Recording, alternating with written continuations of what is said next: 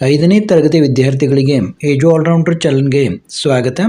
ಈಗ ನಿಮ್ಮ ಪರಿಸರ ಅಧ್ಯಯನ ಎನ್ವಿರಾನ್ಮೆಂಟ್ ಸ್ಟಡೀಸ್ ಇದರ ಒಂದು ಕನ್ನಡ ಮಾಧ್ಯಮದ ಪತ್ರಿಕೆಯ ಪ್ರಶ್ನೋತ್ತರಗಳನ್ನು ನೋಡೋಣ.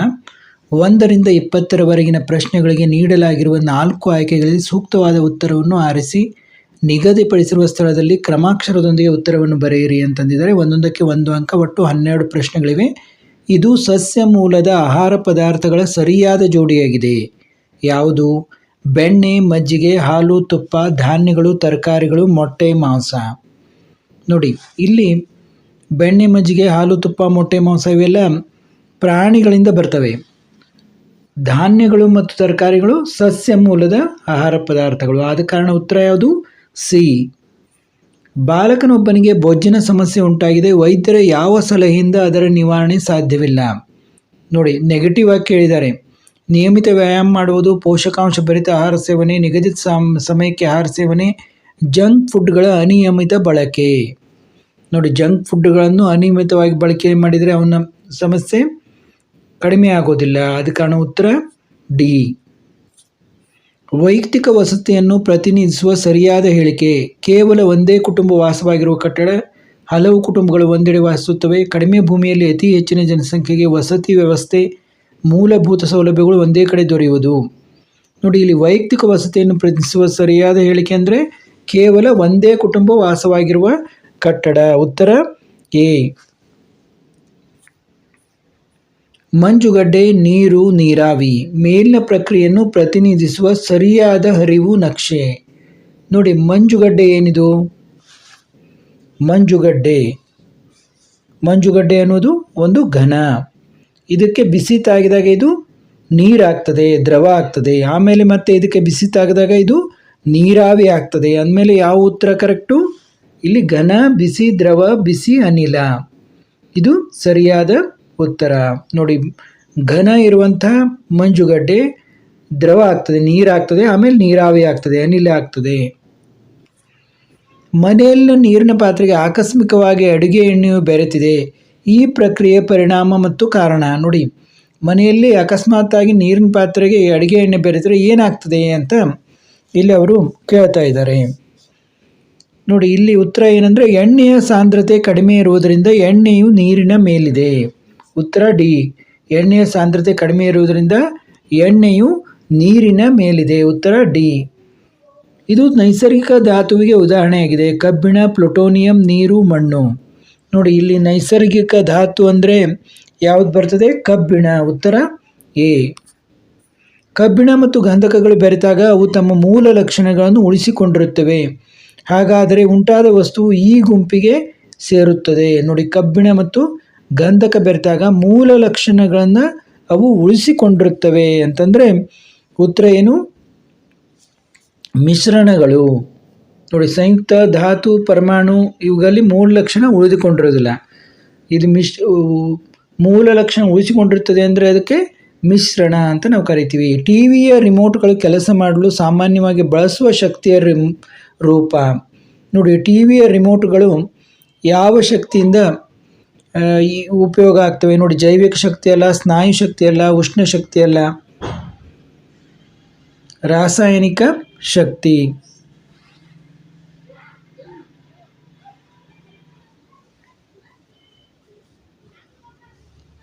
ಟಿವಿಯ ರಿಮೋಟ್ಗಳನ್ನು ನಾವು ಕೆಲಸ ಮಾಡಲಿಕ್ಕೆ ಏನು ಶೆಲ್ಗಳನ್ನು ಉಪಯೋಗಿಸ್ತೀವಿ. ರಾಸಾಯನಿಕ ಬ್ಯಾಟ್ರಿಯಿಂದ ಇದಾಗಿರುವಂಥ ಶೆಲ್ಗಳನ್ನು ನಾವು ಉಪಯೋಗಿಸ್ತೀವಿ. ಎಕ್ಸ್ ಪಟ್ಟಿಯಲ್ಲಿ ಕೆಲವು ಚಟುವಟಿಕೆಗಳು ಮತ್ತು ವಾಯ್ ಪಟ್ಟಿಯಲ್ಲಿ ಅದರಿಂದ ಉಳಿಸಬಹುದಾದ ಶಕ್ತಿಯ ಆಕಾರಗಳನ್ನು ನೀಡಿದೆ. ಅವುಗಳಲ್ಲಿ ಸರಿಯಾಗಿ ಹೊಂದಿಸದ ಜೋಡಿ. ನೋಡಿ, ಇಲ್ಲಿ ನೀವು ಲಕ್ಷ್ಯ ಕೊಡಬೇಕು. ಹೊಂದಿಕೆ ಆಗದಂಥ ಜೋಡಿ ಯಾವುದು? ಹತ್ತಿರದ ಸ್ಥಳಗಳಿಗೆ ನಡಿಗೆ ಇಂಧನ ಶಕ್ತಿ ಅಂತ ಕೊಟ್ಟಿದ್ದಾರೆ. ಅದು ಸರಿಯಾಗೋದಿಲ್ಲ. ಬಿಸಿಲಲ್ಲಿ ಕೂದಲು ಒಣಗಿಸುವುದು ವಿದ್ಯುತ್ ಶಕ್ತಿ. ಮಡಿಕೆಯಲ್ಲಿ ನೀರು ತಂಪಾಗಿಸುವುದು ಇಂಧನ ಶಕ್ತಿ. ಮೊಬೈಲ್ ಫೋನ್ ಕಡಿಮೆ ಬಳಸುವುದು ರಾಸಾಯನಿಕ ಶಕ್ತಿ. ನೋಡಿ, ಹತ್ತಿರದ ಸ್ಥಳಗಳಿಗೆ ನಡಿಗೆ.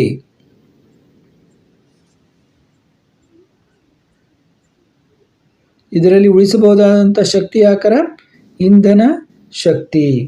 ನಾವು ನಡೆದುಕೊಂಡು ಹೋಗೋದ್ರಿಂದ, ನಾವು ಗಾಡಿಯಲ್ಲಿ ಹೋದರೆ ಅಲ್ಲಿ ಪೆಟ್ರೋಲ್ ನಮ್ಮದು ಇಂಧನ ಇದಾಗ್ತದೆ. ಆದ ಕಾರಣ ನಾವು ಹತ್ತಿರ ಸ್ಥಳಗಳಿಗೆ ನಡೆದು ಹೋಗೋದ್ರಿಂದ ಇಂಧನದ ಉಳಿತಾಯ ಆಗ್ತದೆ. ಸೂರ್ಯನಿಗೆ ಅತ್ಯಂತ ಹತ್ತಿರದಲ್ಲಿರುವ ಗ್ರಹ ಯಾವುದು ಅಂತಂದಿದ್ದಾರೆ ಬುಧ ಗ್ರಹ. ಎಲ್ಲರಿಗೂ ಗೊತ್ತಿದೆ, ಉತ್ತರ ಬಿ. ಹಿಮಾಲಯ ಪರ್ವತದ ತಗ್ಗು ಭಾಗಗಳಲ್ಲಿರುವ ಸಮತಟ್ಟಾದ ನೀಳ ಹಾಗೂ ವಿಶಾಲ ಭಾಗಗಳು. ನೋಡಿ, ನೀಳ ಹಾಗೂ ವಿಶಾಲವಾದ ಭಾಗಗಳಿಗೆ ನಾವು ಏನಂತೀವಿ? ಅವುಗಳಿಗೆ ಡೂನ್ ಅಂತ ಕರಿತೀವಿ. ಉತ್ತರ ಸಿ, ಡೂನ್. ಇದು ಒಂದು ಕೇಂದ್ರಾಡಳಿತ ಪ್ರದೇಶವಲ್ಲ. ನೋಡಿ, ದಿಯು, ದಾಮನ್, ಪುದುಚೇರಿ, ಚಂಡೀಗಢ, ಮಣಿಪುರ್. ನಿಮಗೆಲ್ಲ ಗೊತ್ತಿದೆ, ಮಣಿಪುರ್ ಅನ್ನೋದು ಒಂದು ರಾಜ್ಯ, ಇದು ಕೇಂದ್ರಾಡಳಿತ ಪ್ರದೇಶ ಅಲ್ಲ. ಇನ್ನು 13ರಿಂದ 24ರವರೆಗಿನ ಪ್ರಶ್ನೆಗಳಿಗೆ ನಿಗದಿಪಡಿಸಿರುವ ಸ್ಥಳದಲ್ಲಿ ಉತ್ತರಿಸಿ ಅಂತ ಹೇಳಿದ್ದಾರೆ. ಶೀತಕ ಸಂಗ್ರಹಣೆ ವ್ಯವಸ್ಥೆ ಇಲ್ಲದ ಮನೆಯಲ್ಲಿ ಆಹಾರ ಪದಾರ್ಥಗಳು ಕೆಡದಂತೆ ಸಂರಕ್ಷಿಸುವ 2 ವಿವಿಧ ಕ್ರಮಗಳನ್ನು ಉದಾಹರಣೆಯೊಂದಿಗೆ ಸೂಚಿಸಿರಿ ಅಂತಂದಿದ್ದಾರೆ. ನೋಡಿ, ಶೀತಕ ಸಂಗ್ರಹಣೆ ಅಂದರೆ ಫ್ರಿಡ್ಜ್ ಇಲ್ಲ ಮನೆಯಲ್ಲಿ, ಅಲ್ಲಿ ನಾವು ಆಹಾರ ಪದಾರ್ಥಗಳನ್ನು ಕೆಡದಂತೆ ರಕ್ಷಿಸಲಿಕ್ಕೆ ಯಾವ 2 ಕ್ರಮಗಳನ್ನು ನಾವು ಉಪಯೋಗಿಸ್ಬೋದು? ನೋಡಿ, ಕಾಳುಗಳ ಕೆಡದಂತೆ ಕೆಲವರು ಏನು ಮಾಡಿಬಿಡ್ತಾರೆ, ಉಪ್ಪನ್ನು ಹಾಕಿ ಇಡ್ತಾರೆ. ಕಾಳುಗಳ ಕೆಡದಂತೆ ಉಪ್ಪನ್ನು ಬೆರೆಸಿ ಇಡಬಹುದು. ಇನ್ನೊಂದೇನು, ನ್ಯೂಸ್ ಪೇಪರ್ನಲ್ಲಿ, ವೃತ್ತಪತ್ರಿಕೆಗಳಲ್ಲಿ ನಿಂಬೆಹಣ್ಣನ್ನು ಸುತ್ತಿ ಇಟ್ಟರೂ ಕೂಡ ನಾವು ಕೆಡದಂತೆ ಸಂರಕ್ಷಿಸಬಹುದು. ಹಳ್ಳಿಯೊಂದು ಉತ್ತಮ ಗ್ರಾಮ ಪ್ರಶಸ್ತಿಗೆ ಭಾಜನವಾಗಿದೆ. ಆ ಪ್ರಶಸ್ತಿಗೆ ಅರ್ಹ ಆಗಲು ಆ ಗ್ರಾಮವು ಹೊಂದಿರಬೇಕಾದ 4 ಅಂಶಗಳನ್ನು ಪಟ್ಟಿ ಮಾಡಿ. ನೋಡಿ, ಮೊದಲನೆಯದು, ಅಲ್ಲಿ ಒಳ್ಳೆ ನೀರಿನ ವ್ಯವಸ್ಥೆ ಇರಬೇಕು. ಹಳ್ಳಿಗೆ ನೀರು ಅತ್ಯಂತ ಅವಶ್ಯಕ ಮನುಷ್ಯನಿಗೆ. ನೀರು, ಶಿಕ್ಷಣ ಮತ್ತು ಆಸ್ಪತ್ರೆ, ನಂತರ ರಸ್ತೆ ಮತ್ತು ಉತ್ತಮ ಒಳಚರಂಡಿ ವ್ಯವಸ್ಥೆ. ದ್ರವ್ಯದ 2 ಲಕ್ಷಣಗಳು ಯಾವುವು? ನೋಡಿ, ದ್ರವ್ಯವು ತೂಕವನ್ನು ಹೊಂದಿರುತ್ತದೆ. ದ್ರವ್ಯವು ಸ್ಥಳವನ್ನು ಆಕ್ರಮಿಸುತ್ತದೆ. ತೂಕವನ್ನು ಹೊಂದಿರುತ್ತದೆ ಮತ್ತು ಸ್ಥಳವನ್ನು ಆಕ್ರಮಿಸುತ್ತದೆ. ಸಂಪೂರ್ಣ ಸಾಂಬಾರು ತುಂಬಿರುವ ಪಾತ್ರೆಗೆ ನಾವು ಉಪ್ಪನ್ನು ಹಾಕಿದರೂ ಸಾಂಬಾರು ಹೊರಚೆಲ್ಲುವುದಿಲ್ಲ, ಏಕೆ? ನೋಡಿ, ಈಗ ನೀವು ಘನ, ದ್ರವ, ಅನಿಲಗಳ ಅವುಗಳ ಲಕ್ಷಣಗಳ ಬಗ್ಗೆ ಅಭ್ಯಾಸವನ್ನು ಮಾಡಿದಿರಿ. ಸಾಂಬಾರು ಅನ್ನೋದು ದ್ರವ ಪದಾರ್ಥ. ಸಾಂಬಾರು ದ್ರವವಾಗಿದ್ದು ದ್ರವದಲ್ಲಿ ಅಣುಗಳ ನಡುವೆ ಸಾಕಷ್ಟು ಅಂತರವಿರುತ್ತದೆ. ಆದ್ದರಿಂದ ಉಪ್ಪು ಹಾಕಿದಾಗ ಅದು ಕರಗಿ ಉಳಿದ ಜಾಗವನ್ನು ಆಕ್ರಮಿಸುತ್ತದೆ. ಅಂದರೆ ಅಲ್ಲಿ ದ್ರವದಲ್ಲಿ ಸಾಕಷ್ಟು ಜಾಗ ಖಾಲಿ ಇರ್ತದೆ. ಆದ್ದರಿಂದ ಸಾಂಬಾರು ಚೆಲ್ಲುವುದಿಲ್ಲ. ಘನ ಪದಾರ್ಥದಲ್ಲಿ ಅಣುಗಳು ಅತ್ಯಂತ ಒತ್ತಾಗಿ ಇರ್ತವೆ, ಅಲ್ಲಿ ಅಂತರ ಇರೋದಿಲ್ಲ. ಇಲ್ಲಿ ದ್ರವದಲ್ಲಿ ಮತ್ತು ಅನಿಲದಲ್ಲಿ ಸಾಕಷ್ಟು ಅಂತರ ಇರ್ತದೆ. 4 ಸಂಯುಕ್ತ ವಸ್ತುಗಳಿಗೆ ಉದಾಹರಣೆ ಕೊಡಿ. ನೋಡಿ, ನೀವು ಬೇರೆ ಬೇರೆ ಉದಾಹರಣೆಗಳನ್ನು ಕೊಡಬಹುದು. ಇಲ್ಲಿ ನಾನು ಇಂಗಾಲದ ಡೈಆಕ್ಸೈಡ್, ನೈಟ್ರಿಕ್ ಆಕ್ಸೈಡ್, ಉಪ್ಪು, ನೀರು ಇವುಗಳನ್ನು ಉದಾಹರಣೆಗೆ ಕೊಟ್ಟಿದ್ದೀನಿ. ಇನ್ನು ಸ್ನಾಯು ಶಕ್ತಿಯಿಂದ ಮಾಡುವ 4 ಕೆಲಸಗಳನ್ನು ತಿಳಿಸಿರಿ ಅಂತಂದಿದ್ದಾರೆ. ಸ್ನಾಯುಗಳಿಂದ ನಾವು ಏನೇನು ಮಾಡ್ತೀವಿ? ನಡೆದಾಡಲಿಕ್ಕೆ ನಾವು ಸ್ನಾಯುಗಳನ್ನು ಉಪಯೋಗ ಮಾಡ್ತೀವಿ. ಒಂದು ಮನೆ ಕೆಲಸಗಳಿಗೆ, ಕಸ ಹೊಡೆಯಲು, ಬಟ್ಟೆ ಒಗೆಯಲು, ಬಾಂಡೆ ತೊಳೆಯಲು, ಆಟವಾಡಲು, ನೀರು ಸೇದಲು, ಹೀಗೆ ಪ್ರತಿಯೊಂದು ಕೆಲಸಕ್ಕೂ, ಇವನ್ ನೀವು ಬರೀಲಿಕ್ಕೂ ಕೂಡ ಸ್ನಾಯು ಶಕ್ತಿಯ ಕೆಲಸ ಆಗ್ತದೆ. ಕೋಷ್ಟಕವನ್ನು ಸೂಕ್ತ ಉತ್ತರಗಳಿಂದ ಭರ್ತಿ ಮಾಡಿ ಅಂತಂದಿದ್ದಾರೆ. ಇಲ್ಲಿ ಶಕ್ತಿಯ ರೂಪ, ಬದಲಾದ ಶಕ್ತಿಯ ರೂಪ ಮತ್ತು ಚಟುವಟಿಕೆ ಅಂತ ಕೊಟ್ಟಿದ್ದಾರೆ. ಇಲ್ಲಿ ಶಕ್ತಿಯ ರೂಪ ಸ್ನಾಯು ಶಕ್ತಿ, ಬದಲಾದ ಶಕ್ತಿಯ ರೂಪ ಯಾಂತ್ರಿಕ ಶಕ್ತಿ, ಚಟುವಟಿಕೆ ಯಾವುದು ಅಂತ ನಾವಿಲ್ಲಿ ಬರಿಬೇಕು. ಮೊದಲನೆಯದು ವಸ್ತುವನ್ನು ತಳ್ಳುವುದು, ಎರಡನೆಯದು ಯಾಂತ್ರಿಕ ಶಕ್ತಿ, ಮೂರನೆಯದು ಸೌರಶಕ್ತಿ, ನಾಲ್ಕನೆಯದು ಚಟುವಟಿಕೆಯಲ್ಲಿ ನೋಡಿ, ಕಲ್ಲಿದ್ದಲು ಉರಿಸಿದಾಗ ಉಷ್ಣ ಶಕ್ತಿ ಬಿಡುಗಡೆಯಾಗುತ್ತದೆ. ಸೌರವ್ಯೂಹದ ಚಿತ್ರ ರಚಿಸಿ ಈ ಕೆಳಗಿನ ಆಕಾಶಕಾಯಗಳನ್ನು ಗುರುತಿಸಿ ಎಂದಿದ್ದಾರೆ. ಕೆಂಪು ಗ್ರಹ ಮತ್ತು ಯುರೇನಸ್, ಇದು ಸೌರವ್ಯೂಹದ ಚಿತ್ರ.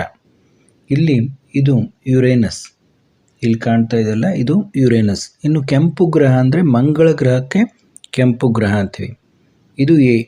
ಕೆಂಪು ಗ್ರಹ ಮಂಗಳ, ಇಲ್ಲಿ ಗುರುತು ಮಾಡಬೇಕು ನೀವು. ಆಮೇಲೆ ಬಿ ಯುರೇನಸ್. ಈ ರೀತಿ ಒಂದು ಸೌರವ್ಯೂಹದ ಚಿತ್ರವನ್ನು ತೆಗೆದು ನೀವು ಮುಖ್ಯವಾಗಿ ಸೂರ್ಯನನ್ನು ತೆಗೆದು ಇಲ್ಲಿ ಮಂಗಳ ಮತ್ತು ಯುರೇನಸ್ ಇವುಗಳನ್ನು ಗುರುತು ಮಾಡಬೇಕು. ನಮ್ಮ ರಾಜ್ಯದ ಯಾವುದಾದರೂ 4 ನದಿಗಳನ್ನು ಹೆಸರಿಸಿರಿ ಅಂತಂದಿದ್ದಾರೆ. ನೋಡಿ, ನಮ್ಮ ರಾಜ್ಯದ ಯಾವುದಾದರೂ 4 ನದಿಗಳು: ಕೃಷ್ಣ, ತುಂಗಭದ್ರಾ, ಶರಾವತಿ, ಕಾವೇರಿ, ಕಪಿಲ, ಅರ್ಕಾವತಿ, ಹೀಗೆ ಅನೇಕ ನದಿಗಳ ಹೆಸರುಗಳನ್ನು ನಾವು ಹೇಳಬಹುದು. ಭಾರತ ಸರ್ಕಾರವು ಸಾಧಕರಿಗೆ ರಾಷ್ಟ್ರ ಮಟ್ಟದಲ್ಲಿ ನೀಡುವ ಯಾವುದಾದರೂ 4 ಗೌರವ ಪ್ರಶಸ್ತಿಗಳನ್ನು ಪಟ್ಟಿ ಮಾಡಿ ಅಂತಂದಿದ್ದಾರೆ. ಮೊದಲನೆಯದಾಗಿ ನಮಗೆ ನೆನಪಿಗೆ ಬರೋದು ಭಾರತ ರತ್ನ, ಪದ್ಮಶ್ರೀ, ಪದ್ಮಭೂಷಣ, ಪದ್ಮವಿಭೂಷಣ. ಇವು ರಾಷ್ಟ್ರ ಮಟ್ಟದಲ್ಲಿ ನೀಡುವಂತಹ ಗೌರವ ಪ್ರಶಸ್ತಿಗಳು. ಮೈದಾನ ಪ್ರದೇಶಗಳಲ್ಲಿ ವಾಸ್ತುಶಿಲ್ಪ ರಚನೆಗೆ ಸಹಕಾರಿಯಾಗಿರುವ 4 ಅಂಶಗಳನ್ನು ಪಟ್ಟಿ ಮಾಡಿ ಅಂತಂದಿದ್ದಾರೆ. ಉತ್ತರ ನಿಮ್ಮ ಪಠ್ಯಪುಸ್ತಕದ 205ನೇ ಪುಟದಲ್ಲಿ ಕೊಟ್ಟಿದ್ದಾರೆ ನೋಡಿ. ಅದನ್ನೇ ನಾನು ನಿಮಗೆ ತೋರಿಸ್ತಾ ಇದ್ದೀನಿ. ವಾಸ್ತುಶಿಲ್ಪಗಳ ರಚನೆಗೆ ಮೈದಾನ ಪ್ರದೇಶಗಳು ಹೆಚ್ಚು ಸಹಕಾರಿ. ನೋಡಿ, ಇಲ್ಲಿ ಕೊಟ್ಟಿದ್ದಾರೆ. ಇವು ಸಮತಟ್ಟಾಗಿರುವ ಕಾರಣ ವಿಶಾಲ ವಿನ್ಯಾಸದ ಕಟ್ಟಡಗಳ ನಿರ್ಮಾಣ ಸುಲಭ. ಪ್ರಕೃತಿದತ್ತವಾಗಿ ಆಯಾ ಭಾಗದಲ್ಲಿ ದೊರೆಯುವ ಮಣ್ಣು, ಮರಳು, ಲೋಹ, ವಿವಿಧ ಶಿಲೆಗಳು, ಮರಮುಟ್ಟುಗಳು, ಸಸ್ಯಜನ್ಯ ನಾರುಗಳು, ಮಣ್ಣು, ಯೋಗ್ಯವಾದ ನೆಲ, ಕುಶಲಕರ್ಮಿಗಳು ಮೊದಲಾದ ಸೌಲಭ್ಯಗಳು ವಾಸ್ತುಶಿಲ್ಪದ ಬೆಳವಣಿಗೆಗೆ ನೆರವು ನೀಡುತ್ತವೆ. ಉದಾಹರಣೆಗೆ ರಾಜಸ್ಥಾನದಲ್ಲಿ ವಿಶಾಲ ಅರಮನೆಗಳು ನಿರ್ಮಾಣಗೊಂಡಿವೆ. ಆಗ್ರಾದ ತಾಜ್ ಮಹಲ್ ಅಮೃತಶಿಲೆಯಿಂದ ರಚನೆಗೊಂಡಿದೆ. ಕೊಟ್ಟಿರುವ ಭಾರತ ನಕ್ಷೆಯಲ್ಲಿ ಕೆಳಗಿನವುಗಳನ್ನು ಗುರುತಿಸಿ ಹೆಸರಿಸಿರಿ. ಭಾರತದ ದಕ್ಷಿಣದ ನೆರೆ ರಾಷ್ಟ್ರ. ನೋಡಿ, ಭಾರತದ ನಕ್ಷೆಯಲ್ಲಿ ನಮಗೆ ಭಾರತದ ದಕ್ಷಿಣದ ನೆರೆ ರಾಷ್ಟ್ರ ನೋಡಿ. ದಕ್ಷಿಣಕ್ಕೆ ಯಾವುದಿದೆ? ಇಲ್ಲಿ ಶ್ರೀಲಂಕಾ ಇದೆ. ಶ್ರೀಲಂಕಾವನ್ನು ನೀವು ಬರೀಬೇಕು. ಭಾರತದ ದಕ್ಷಿಣದ ನೆರೆ ರಾಷ್ಟ್ರ ಇದು ಎ, ಶ್ರೀಲಂಕಾ. ಇನ್ನು ಬಿ ಏನು ಕೇಳಿದರೆ, ಭಾರತದ ಪಶ್ಚಿಮದಲ್ಲಿರುವ ಸಮುದ್ರ. ನೋಡಿ, ಪಶ್ಚಿಮದಲ್ಲಿರುವಂಥ ಸಮುದ್ರ ಅರಬ್ಬಿ ಸಮುದ್ರ. ಇಲ್ಲಿ ಅರಬ್ಬಿ ಸಮುದ್ರ ಅಂತ ನೀವು ಬರೀಬೇಕು. ಇನ್ನು ಭಾರತದ ರಾಜಧಾನಿ. ಭಾರತದ ರಾಜಧಾನಿ ಎಲ್ಲಿದೆ? ದೆಹಲಿ. ಭಾರತದ ರಾಜಧಾನಿ ದೆಹಲಿ ಇಲ್ಲಿ ಇದೆ. ದೆಹಲಿ ಅಂತ ಇದೆ ನೋಡಿ. ಭಾರತದ ರಾಜಧಾನಿ ದೆಹಲಿ. ಇನ್ನು ಅಂಡಮಾನ್ ನಿಕೋಬಾರ್ ದ್ವೀಪಗಳು. ನೋಡಿ, ಅಂಡಮಾನ್ ನಿಕೋಬಾರ್ ದ್ವೀಪಗಳು ಇಲ್ಲಿವೆ. ಅಂಡಮಾನ್ ನಿಕೋಬಾರ್ ದ್ವೀಪಗಳು. ಈ ರೀತಿ ನೀವು ನಕ್ಷೆಯಲ್ಲಿ ಸ್ವಲ್ಪ ನೋಡ್ತಾ ಇದ್ದರೆ ಯಾವ್ಯಾವು ಎಲ್ಲಿವೆ ಅಂತ ಅನ್ನೋದನ್ನು ನಿಮಗೆ ಗೊತ್ತಾಗ್ತದೆ. ಪೂರ್ವಕ್ಕೆ ಅಂಡಮಾನ್ ನಿಕೋಬಾರ್ ದ್ವೀಪಗಳಿವೆ. ಪಶ್ಚಿಮದಲ್ಲಿ ಅರಬ್ಬಿ ಸಮುದ್ರ, ಲಕ್ಷದ್ವೀಪಗಳಿವೆ. ಪೂರ್ವದಲ್ಲಿ ಬಂಗಾಳ ಕೊಲ್ಲಿ ಇದೆ. ಇವನ್ನೆಲ್ಲ ನೀವು ಅಫ್ಘಾನಿಸ್ತಾನ, ಚೀನಾ ಇವನ್ನೆಲ್ಲ ನೀವು ಭಾರತದ ನೆರೆಹೊರೆ ರಾಷ್ಟ್ರಗಳು ಎಲ್ಲಿದ್ದಾವೆ ಎಲ್ಲವನ್ನು ನೀವು ನೆನಪಿನಲ್ಲಿ ಇಟ್ಟುಕೋಬೇಕು.